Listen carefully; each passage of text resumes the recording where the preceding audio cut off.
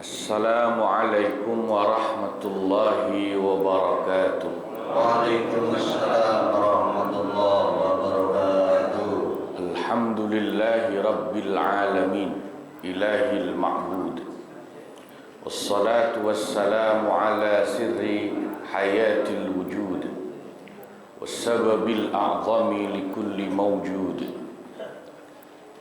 Sayyidina wa maulana Muhammadin al-Mahmud wa ala alihi wa ashabihi adada kulli syaqiyyin wa mas'ud, amma ba'du. Al-mukarramun wal mukarramat, para asatidah, para guru, wabil khusus Bapak Dr. Andes Kiai Haji Muhammad Ja'far, Bapak Kiai Haji Ahmad Habibi, Bapak Kiai Haji Muhammad Syatibi, Bapak Ustadz Abdul Hamid Mustafa Al-Hafidh, Bapak Haji Basrain Safari, Bapak Haji Muhammad Tahir, Bapak Ibu para jamaah Majelis Ta'lim Ukhuwah Islamiyah, wabil khusus pengurus Masjid An-Nasuha. Mudah-mudahan yang hadir semua dicatat sebagai ahli-ahli surganya Allah. Amin. Alhamdulillah, pada pagi hari yang mubarak ini kita kembali bisa ngaji Majelis Ta'lim Majelis Ta'lim Ukhuwah Islamiyah. Mudah-mudahan Allah tambahkan keberkahan-keberkahannya untuk kita semua. Bismillahirrahmanirrahim. Kita lanjut ngaji Fathul Mu'in halaman 6 paragraf kedua. Wa kullu ma haruma nadharuhu minhu aw minha muttasilan.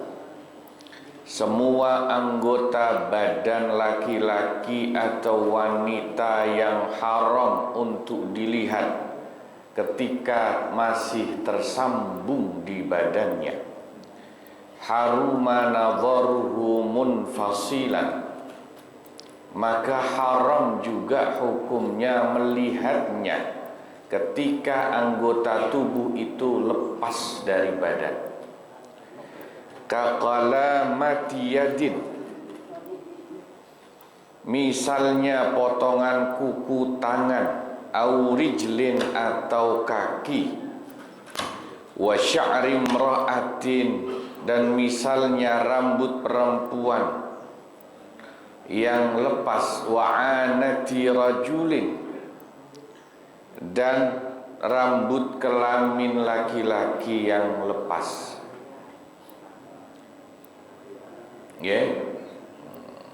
Atau misalnya sisaan potongan sunat, apa namanya itu, kuluk. Tuh ibu-ibu jangan dilihatin itu. Ketika nyambung haram dilihat, sudah lepas pun juga haram dilihat.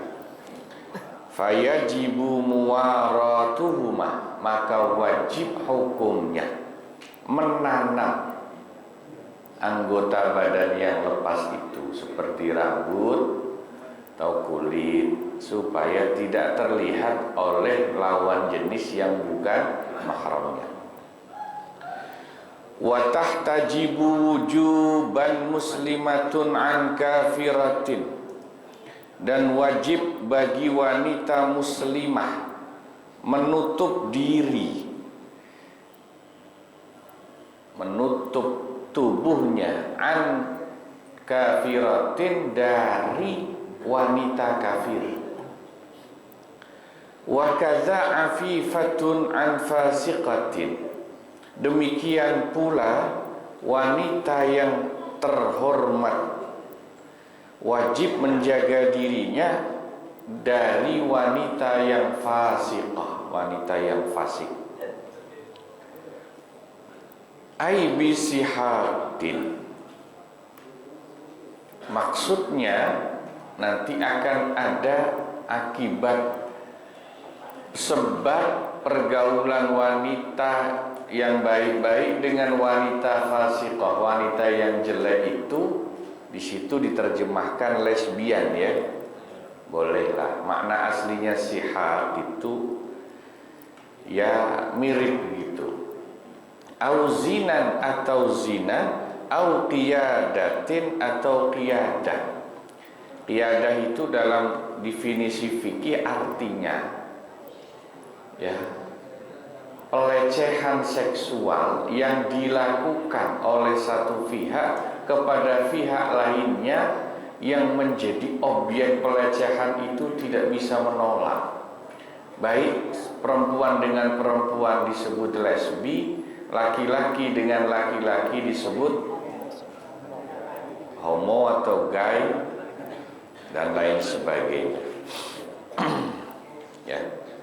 Jadi sebelum marak istilah LGBT sekarang, kitab Fathul Mu'in yang ditulis oleh Syekh Zainuddin Al-Maribari ini ratusan tahun yang lalu sudah mengangkat isu tentang bahaya yang bisa timbul jika laki-laki dan perempuan, laki-laki dan laki-laki, perempuan dan perempuan itu tidak menjaga jarak, tidak menutup aurat.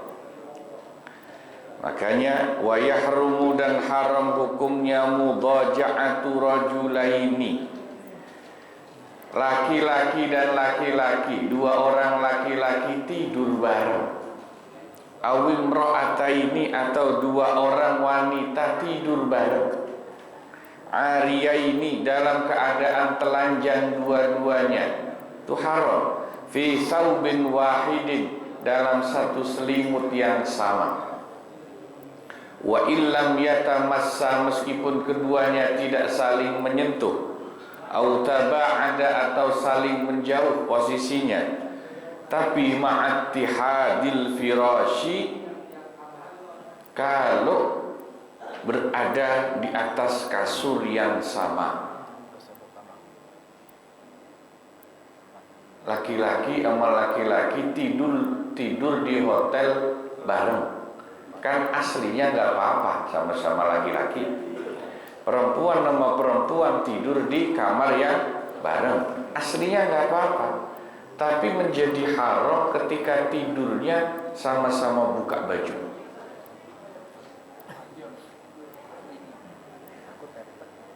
Kenapa kira-kira? Hah? Di hotel bang? Masa di hotel gerah? Mati. Ini yang dalam hukum fikih disebut dengan kaidah sadduz dzari'ah, mencegah timbulnya LGBT, maka diharamkan. Aslinya nggak apa-apa, sama-sama laki-laki, tapi ketika potensi LGBT-nya timbul karena dua-duanya sama-sama buka baju, cuman pakai kolor doang di kamar berdua, yang ketiga setan. Dua orang perempuan di kamar berdua aslinya nggak apa-apa, sama-sama, tapi ketika telanjang dua-duanya, yang ketiga setan. Terjadilah yang namanya LGBT. Itu yang dalam fikih disebut sadduz dzari'ah, hukum yang dijatuhkan karena mencegah terjadinya potensi dosa. Gitu ya. Itu sadduz dzari'ah namanya. Khilafan lisubki, meskipun itu khilaf menurut pendapat atau bagi pendapat Imam As-Subki. Wa bahtsus istithna'il abi awil ummi li khabarin fihi, adapun pembahasan mengenai pengecualian tidurnya anak telanjang bersama ayah atau ibunya karena ada hadis itu ba'idun jiddan, dianggap terlalu jauh. Ya. Gini maksudnya. Ini hukum juga berlaku ketika anak kita sudah besar. Nanti diteruskan di bawahnya hukum memisah tidur anak dan orang tua saat mencapai umur 10 tahun. Kenapa? Nah, nanti kita baca berita sekarang, orang tua memperkosa anak kandung. Pernah baca? Ya, itu setan itu bisa menggoda siapa saja. Jangan kita sama orang lain, sama anak sendiri. Sekarang berita itu di TV sudah kejadian. Nah itu. Maka wajib hukumnya at-tafriqu, memisahkan tidurnya. Baina bni asyari sinin, anak umur 10 tahun, wa abawaihi, dan kedua orang tuanya, wa ikhwatihi, dan saudara-saudaranya anak itu, fil madja'i, di tempat tidurnya.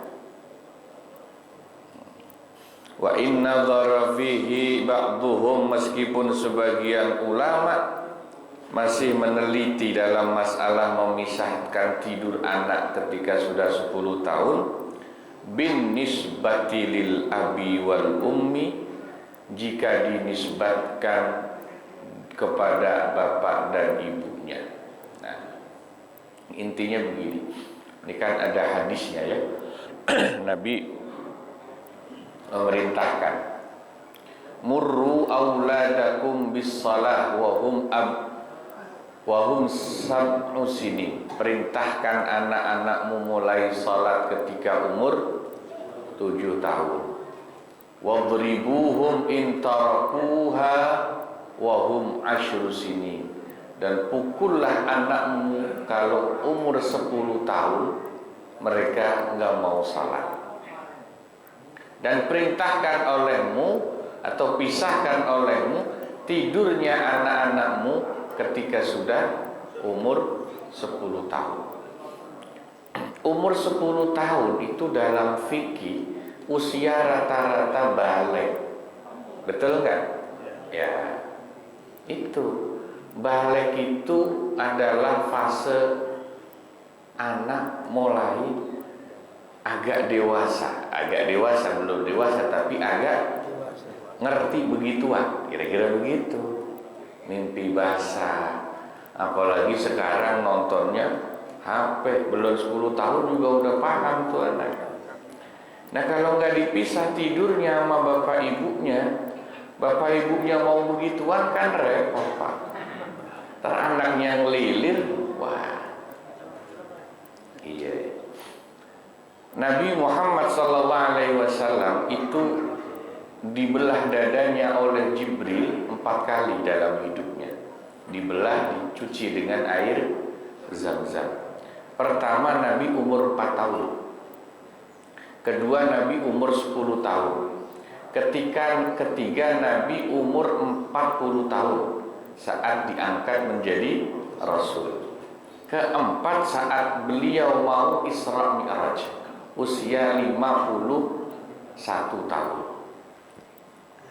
Nah, ini buat umatnya ada hikmah. Kenapa 4 kali di usia yang berbeda itu?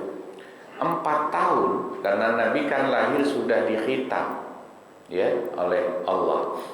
Jadi gak disunat lagi. Ini menjadi syariat bagi umatnya. Fase pertama tumbuh kembang anak itu adalah ketika usia khitan.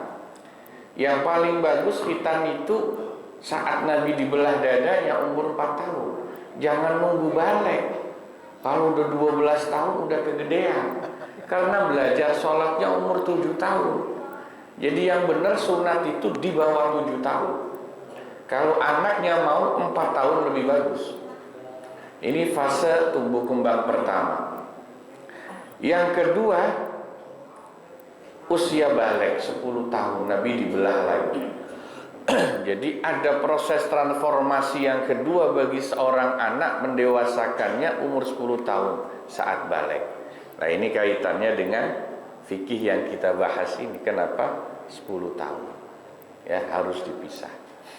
Nah, walhasil si kesimpulannya itu karena semua adalah dalam kerangka saddud dzari'ah, mencegah timbulnya perbuatan yang tidak diingin. Bahkan kenapa adik kakak kalau laki sama perempuan 10 tahun juga harus pisah tidurnya? Ya karena berita saudara kandung juga banyak yang kemudian melakukan hubungan yang dilarang oleh Allah. Ketika usia-usia kritis itu sudah masuk pada diri anak, ya. Sampai mana tadi? Nah, ya 10 tahun. Wa yustahabbu tasafuhur rajulaini awil mar'ataini wallahu a'lam bishawab. Nah, sampai sini dulu. Ya, di akhir hal aman ke-6. Moga-moga manfaat. Kurang lebihnya mohon maaf. Wassalamualaikum warahmatullahi wabarakatuh.